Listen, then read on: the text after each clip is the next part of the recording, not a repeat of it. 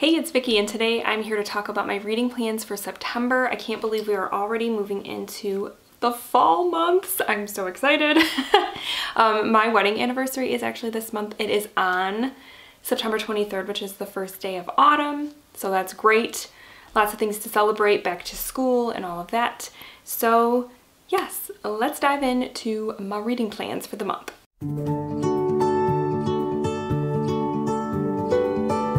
So first up, I'm going to be finishing Swan Song by Robert McCammon. This is a very highly anticipated read for me.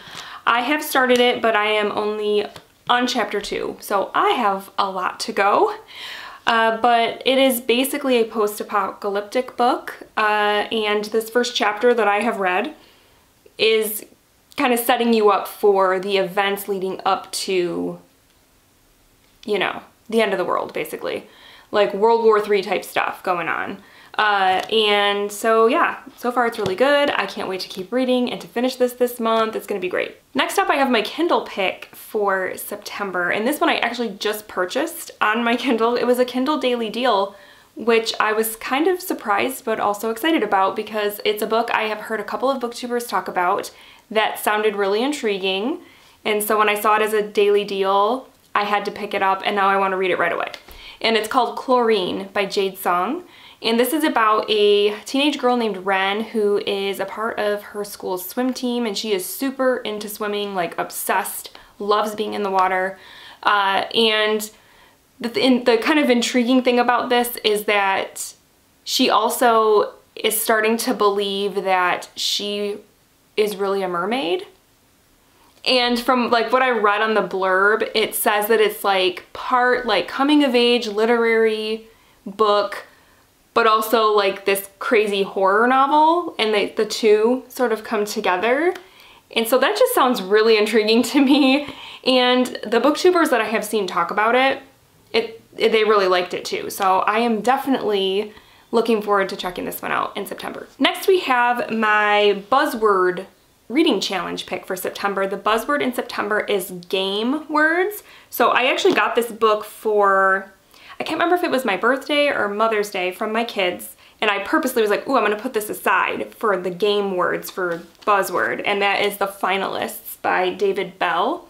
And this is about 6 college students who are struggling to pay their tuition, and they get invited to, or asked to, kind of try out for this scholarship called the Hyde Scholarship. And the Hyde family is this like very prestigious family known at the college, and they also have like a house on the college campus. And so what they have to do for this scholarship is they have to go to this house, and they are locked in overnight, I believe it is. They have to surrender all of their like devices, so there's no way that they can kind of communicate with the outside world. And the challenge is basically, yeah, they have to stay in this house overnight, and then they get this scholarship. But then one of them ends up dead. So then the other how many people did I say it was?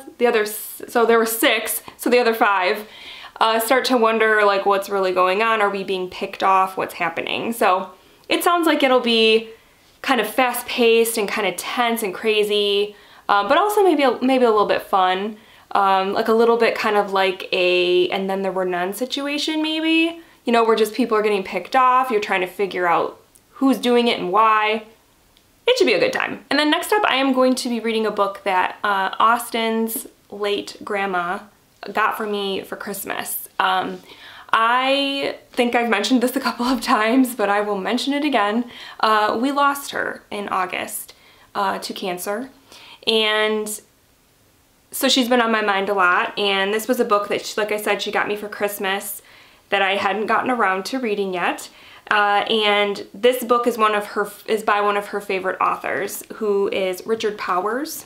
She's read a ton of his books, but she got me the book, The Overstory, and inside of it, she wrote a little note that says, "Dear Vicky, only Richard Powers and his Pulitzer Prize for a great reader and lover of words, you. Love you so much still, Grandma Judy." So that's really special. This is a book I'll keep forever because she wrote in it for me, and she was really special to me. So now I feel like I need to read this book. I feel bad that I put it off. And from what I gather from reading the back, is it's 12 sort of interconnected stories. I'm not really sure. It seems like it kind of varies in time period. It says everywhere from late 20th century, everywhere from antebellum New York to late 20th century timber wars of the Pacific Northwest and beyond. I don't know. All I know is Richard Powers is very literary. So this might be tough for me, but I'm gonna do it for Grandma because I want to. And I'll let you know how it goes. Next up, I want to read Kate Morton's new book, Homecoming. I bought this right when it came out, which I think it came out in May, June, somewhere along there. Haven't read it, want to read it now. And this one is just what you always expect in a Kate Morton book. There's two timelines. One timeline that takes place in the present day, where this woman is going back to Australia. She lives in London, but she's going back to Australia to take care of her grandma. And she comes across this true crime, wow, I can't talk today, true crime story centered around this family that was murdered on Christmas Eve in the 1950s. And she sees somehow that her family, or her grandma's family, whatever, was somehow connected to this family or something. And so she's trying to, you know, put all the pieces together and all that. So it sounds like it's gonna be a really interesting story. I have enjoyed every Kate Morton book I have ever read, so I'm really looking forward to this one. And then the last book that I'm gonna be putting on my TBR for September is a buddy read that I'm doing with one of my subscribers, Jamie. We've done a couple buddy reads in the past, and so we wanted to do another one. And we actually chose this one because we have buddy read another book by this author previously, but this one's called The Woman They Could Not Silence by Kate Moore. And then previously we had buddy read The Radium Girls, which was a really great nonfiction book. I believe I gave it 5 stars. It was great. And this one centers around a woman named Elizabeth Packard, who in the 1860s was put into an insane asylum by her husband, basically because he was very concerned about her intellect, her wanting to be independent, her more like forward-thinking ways. He didn't want any of that, so he had her committed to an insane asylum when she was not, didn't have any mental health issues whatsoever. So she gets into this institution and realizes that she's not the only woman in there who was put in there by their husbands. And so it's kind of about that, just how kind of crazy it is to think that something like this could happen, but it did, and it happened to more women than we think. So this is probably going to be just really interesting. I know when I read The Radium Girls, I really liked the writing. I liked the way that Kate Moore sort of, you know, formatted the book, and just the sort of timeline and stuff she used. It was really good. So I'm really excited to read this with Jamie. I'm going to probably read this first thing this month. And then I also wanted to mention that it is also Series September, which is a month-long readathon that is put on by Sarah over at Sarah's Nightstand and Krista from Books and Jams.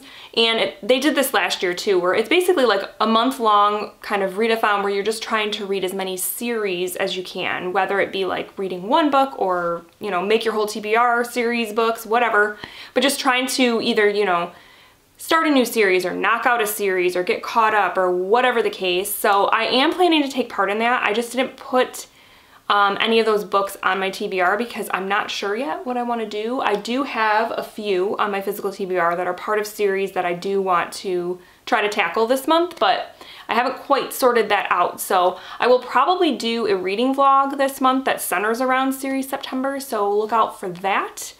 And yeah, I guess that is it. Let me know down below what you're planning to read for September. Are there any fall books that you're looking to start? Because, you know, like I said, fall is coming. I'm so excited. This is my favorite time of year.